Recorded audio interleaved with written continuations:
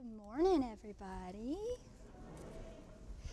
For those of you who don't know me, my name is Faith, and I'm the intern here at First Christian. It's a pleasure to see all of your lovely faces this morning. Now, when you see the word grounding and peace, many things may come to mind. Perhaps physical ground comes to mind, which can be peaceful.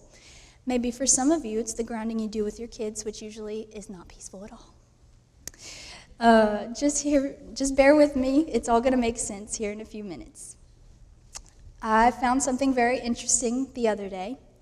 In the original Hebrew text of the Old Testament, there's a specific word that is mentioned 333 times, and that word is sadeh. Sadeh is a noun that literally means ground or field, as in a physical ground or field or some type of land.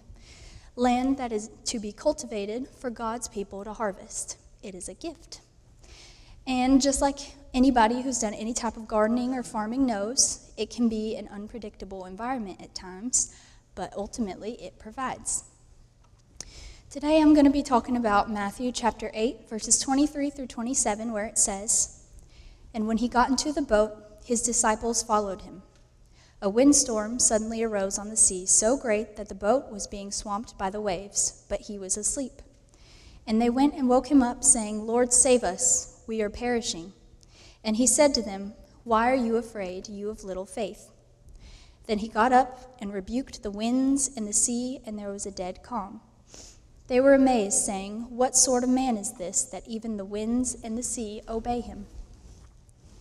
Can you imagine being in the middle of a storm and then somebody just puts their hand up and everything stops? All the wind, the rain, the thunder, the lightning, just gone. I found that this can be applicable to our own lives as we too go through seasons of storms and rain and chaos. But when grounded in the Spirit, the storm can begin to subside. Trusting and allowing God to be an anchor will keep you grounded, even in the middle of the storm. Back in my senior year of high school, I was dealing with some pretty serious storms. I had some health issues going on that I really didn't talk to anybody about. I isolated myself from God as well as from my friends and family. I became severely anxious and depressed, and I did the best I could, but it just felt like the waves kept coming one after another, and I didn't know how much longer I could keep my head above the water. I eventually got to a place so dark that I didn't know what else to do. So I just prayed. Eventually, I started to patch up my relationship with God again. I enjoyed going to church, not just going out of fear that God would hate me and send me to hell if I didn't. I found peace in knowing that God is a loving, peaceful, and forgiving God, and not an angry, vengeful one. That he has a plan for everything, and trusting in him would keep me grounded and bring peace of mind when almost nothing else could. This brings me back to that word, sadeh. Of course, it is used as a noun in the original translation, but perhaps other significance of the word could be found in metaphorically referring to the emotional grounding that we can find in trusting our doubts and our fears in Jesus. Perhaps the ground, or the land, is our hearts and our souls, where we may cultivate love for God and for people and find peace, wholeness, and salvation. The concept of being whole has always been an interesting one to me. What does it mean to be whole anyway? It's something everybody wants to be, and yet nobody tells you what it actually means. What is it supposed to look like? Different people seem to have many different ideas on what being whole looks like. In the Merriam-Webster dictionary, the word whole is defined as free of defect or impairment, physically sound and healthy, mentally or emotionally sound. In the Cambridge English Dictionary, it's simply defined as complete or not divided. I read a story about a woman who talks about her journey to becoming whole, describing a process where there's not one easy fix and then that's it, you're done. Wouldn't it be nice if it worked that way? It is a constant work in progress, one where God heals past wounds and hurts, lifts burdens and calms. She concludes by talking about how after years of feeling broken, she returned to the church and she grew in her faith, finding that maybe wholeness is not adding more things onto your plate, but allowing God to take them away. The truth is that ultimately nobody can tell you what wholeness is because wholeness is a subjective concept. It's completely up to you what wholeness looks like. I can tell you from personal experience, though, that in my own journey to feel this way, I've been able to feel more whole having God in my life. In times that I've felt broken, unworthy, incomplete, or forgotten, or like I was missing something, I've been able to bring it to Him and feel a purpose and a belonging. I felt that here in this church, telling people more about my experience with God's love and His mercy, and being a part of a beautiful church family. Grounding goes farther than finding peace. It brings us closer to God and to His love. It can help you find a community, a home, and grounding ourselves in the Spirit ultimately can help us to feel more whole as well.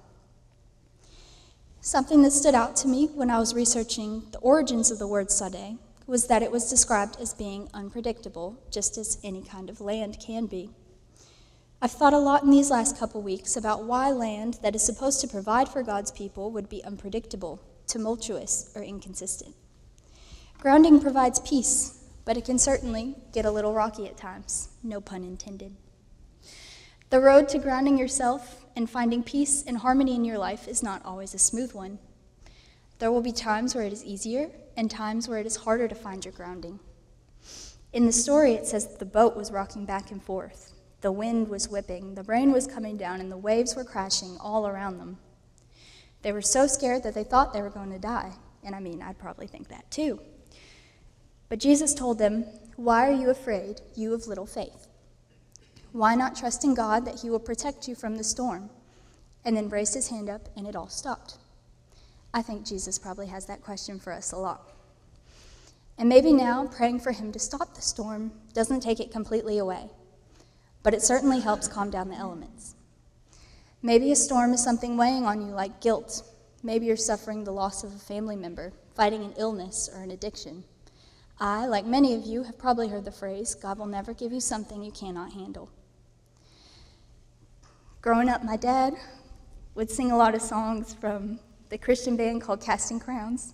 If anybody's familiar with them, they're very popular. Anyway, they have a song called Voice of Truth, and some of the lyrics are, "The voice of truth tells me a different story.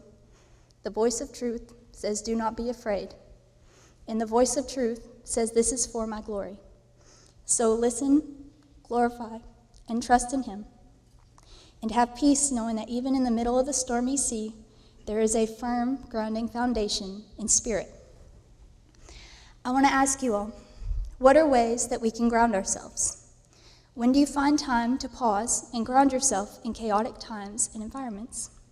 Or when you feel like you might just not have the time? I encourage you all to ask yourselves today, am I grounded? Am I taking the time to spiritually ground myself so that I can fear less, knowing it is in God's hands? And I get it. I get busy, I get tired, and it can become easy to become ungrounded or like you're spiraling in the eye of the storm. But I have to remind myself that God's got me and He's got you too. Psalm 62, verses 1 and 2 read, "For God alone my soul waits in silence.